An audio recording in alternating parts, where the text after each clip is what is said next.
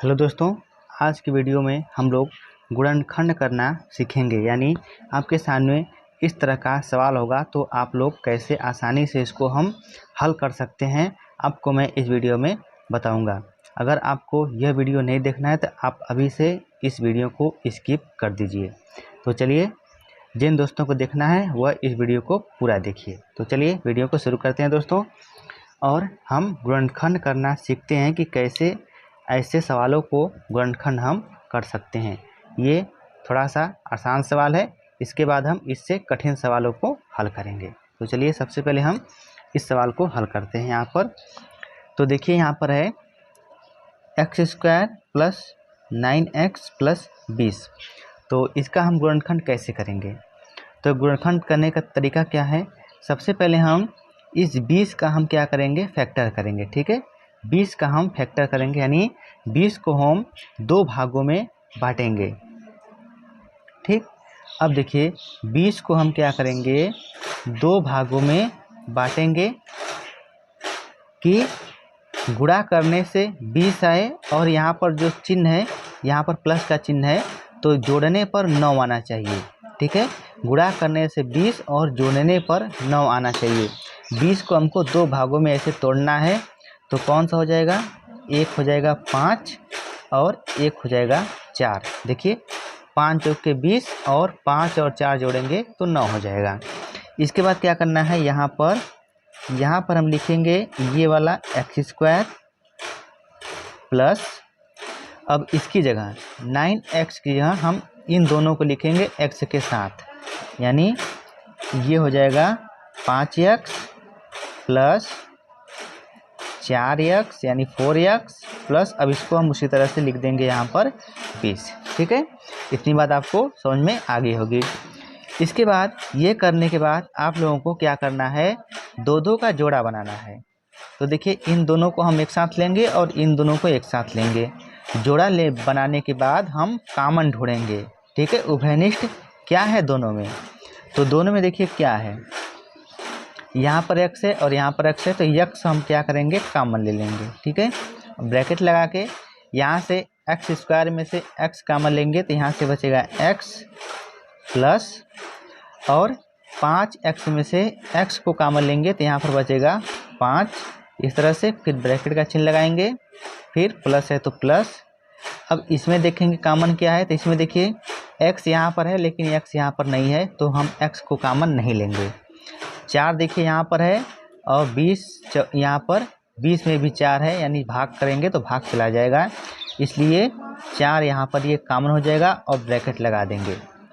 यहाँ से कॉमन लेंगे तो x यहाँ पर हो जाएगा प्लस, और 20 में 4 से भाग करेंगे तो ये जाएगा 5 बार। अब देखिए अगर दोनों ब्रैकेट में आपका जो यहाँ पर है x प्लस 5 बराबर आ गया, तब समझिए कि आपका सवाल सही है, नहीं तो गलत है, यानी कि यहाँ पर हमारा सवाल सही है।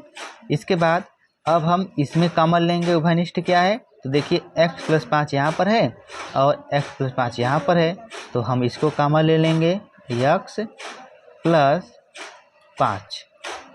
ये फिर यहाँ से क्या बचेगा?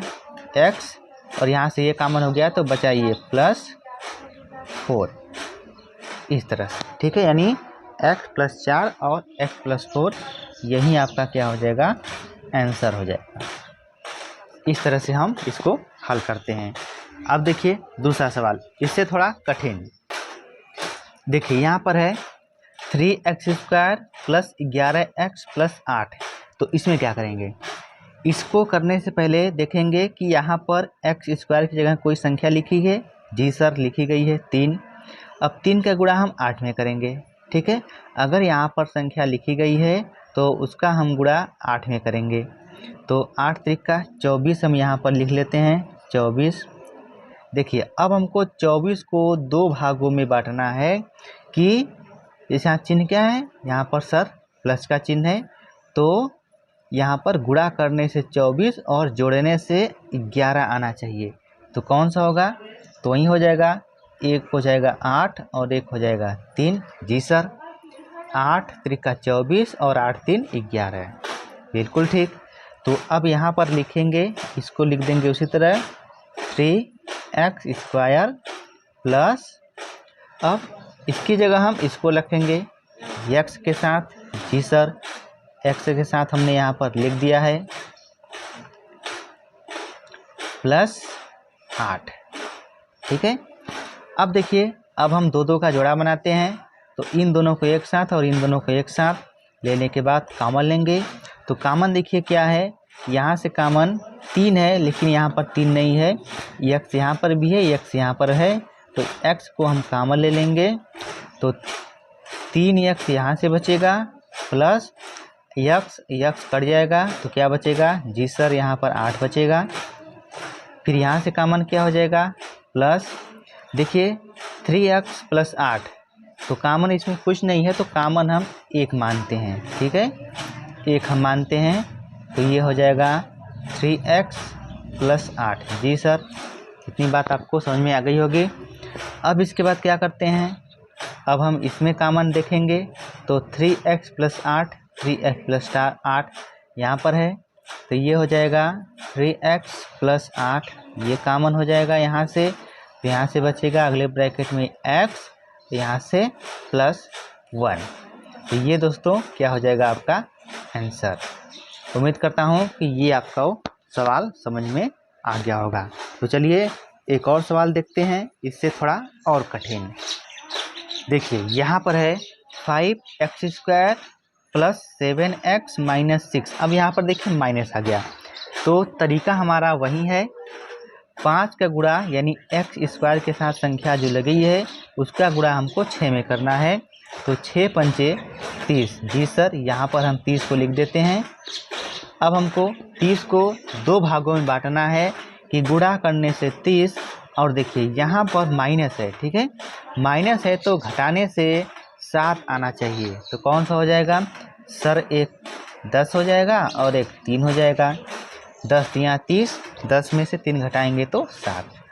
अब क्या करेंगे, अब इसको हम यहाँ पर लिख लेंगे, इसके बाद प्लस, अब इसकी जगह हम इसको रखेंगे, यानी ये हो जाएगा 10x।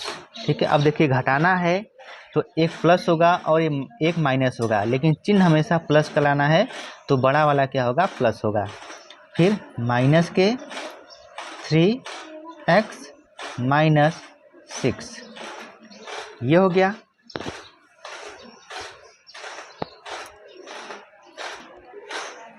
ये हो गया। इसके बाद हम क्या करेंगे, जी सर हम कॉमन लेंगे। तो कॉमन लेंगे तो यहाँ पर देखिए इन दोनों को एक साथ और इन दोनों को एक साथ, तो यहाँ पर से कॉमन क्या है, x है और 5 है, 5 10 में है। ठीक है, तो ये हो जाएगा कॉमन 5x। तो यहाँ से क्या बचेगा, x प्लस 5 दूना 10, यहाँ से बचेगा 2। ठीक, अब यहाँ से देखिए माइनस, अब माइनस है तो यहाँ से कॉमन क्या हो जाएगा, यहाँ से कॉमन आपका हो जाएगा क्या, 3। तो यहाँ पर हम लिखेंगे 3।